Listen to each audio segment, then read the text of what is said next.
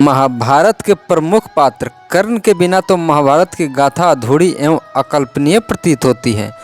पग पग पर अपमानित एवं उपेक्षित होते हुए भी कर्ण एक महान योद्धा ही नहीं, महान परोपकारी एवं एक कुशल मित्र एवं कुशल शासक के एवं अपने सामने पड़ने वाले दुश्मन पर दया कर एक कीर्तिमान स्थापित कर चुका है। दुनिया दुत्कारती रही, उपेक्षित करती रही, फिर भी कर्ण बढ़ता रहा। लेकिन एक समय भीम के द्वारा अपमानित करने पर क्यों भगवान श्री कृष्ण नाराज हो गए थे भीम पर। वीडियो में आगे बढ़ने से पहले आप हमारे चैनल को सब्सक्राइब कर लें और बेल आइकन को भी दबाना ना भूलें। जब पितामह भीष्म, गुरुद्रोण सबने कर्ण से यह कहा कि शस्त्र चलाने का अधिकार सिर्फ क्षत्रियों को है, तब भी कर्ण हार नहीं माना और उसने अपने गुरु के रूप में भगवान परशुराम का चयन किया। बात चाहे योद्धाओं के प्रदर्शन की हो या द्रौपदी के स्वयंवर का, हर जगह विद्या को स्थान न देकर कुल एवं गोत्र की प्राथमिकता देकर कर्ण को बाहर का रास्ता दिखाया गया। द्रौपदी के स्वयंवर में भी कोई ऐसी बाध्यता नहीं थी कि उस स्वयंवर में क्षत्रिय भाग लेगा। अगर ऐसी कोई नियम होती तो ब्राह्मण रूपी अर्जुन को भी तीर चलाने से रोक दिया जाता, परंतु अर्जुन से पहले जब हस्तिनापुर की ओर से कर्ण मछली का आंख भेदने पहुंचते हैं, तब स्वयं द्रौपदी यह कहकर रोक देती है कि अगर कर्ण मछली का आंख भी भेद देता है तब भी मैं सूत के गले में वरमाला नहीं डालूंगी।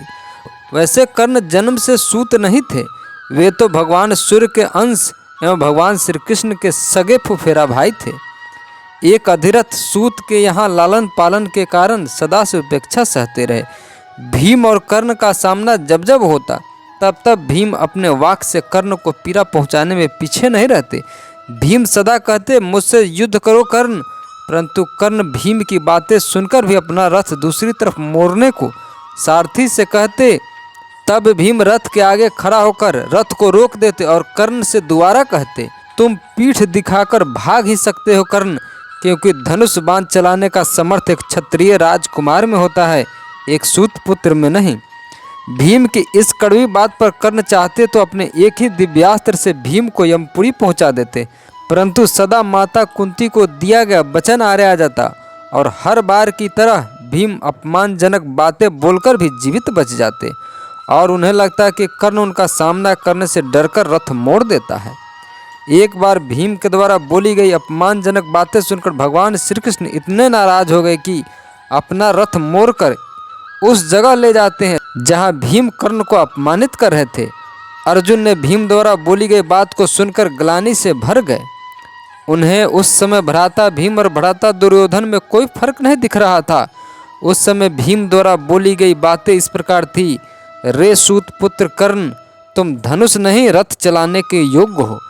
गलती से तुम्हें भगवान परशुराम ने प्रशिक्षित कर दिया। और भीम हंसता है। भगवान श्री कृष्ण अर्जुन से कहते हैं, अब तुम बताओ पार्थ, यह पाप नहीं है? किसी भी महारथी के धनुर्विद्या का अपमान सिर्फ उस व्यक्ति का ही अपमान नहीं होता है, अपितु उसे शिक्षित करने वाले गुरु का भी अपमान होता है।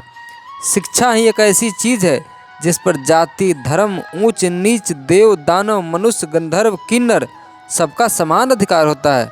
कर्ण का तो बस दोष इतना है कि उसने मित्र के रूप में अधर्म का चयन किया। जब कर्ण ने भरी सभा में द्रौपदी को वेश्या कहकर अपमानित किया तो वह अवश्य एक अपराधी था, परंतु तुम पांचों भाइयों ने मौन होकर सब कुछ सहा, यह भी एक अपराध था। भगवान श्री कृष्ण की बातें सुनकर अर्जुन समझ गए कि इस महायुद्ध में भाग लेने वाले चाहे किसी भी पक्ष के हो, सबने अपराध किया है। इसी वजह से इनको कुरुक्षेत्र में आना पड़ा और देर सवेर सबकी दंड तय है। युद्ध में सबसे बड़ा अपराध किसका था, कमेंट कर बता। और चैनल पर नए हैं तो सब्सक्राइब करें, वीडियो को शेयर करें, लाइक करें। तो फिर दोबारा मिलते हैं एक नई कथा, एक नई जानकारी के साथ। तब तक के लिए जय श्री कृष्ण।